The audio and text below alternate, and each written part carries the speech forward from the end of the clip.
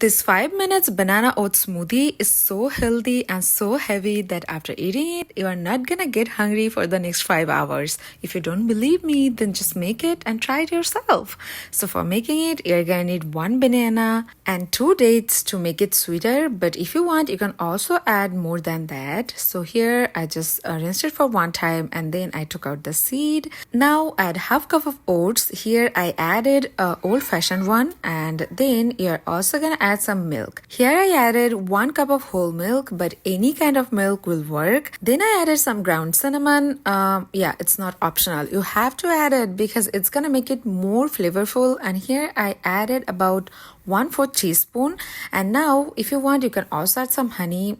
This is optional because it's gonna be sweeter because you added the dates. Then I added some nuts, and after that I blended it, and there you have it, beautiful smoothie. And at the very end I like to add some chia seed. I added 1 tablespoon, but if you want, you can skip it or you can add more or less. Yeah, it has all the good things inside. So now mix everything together and just enjoy. Bye guys, see you soon.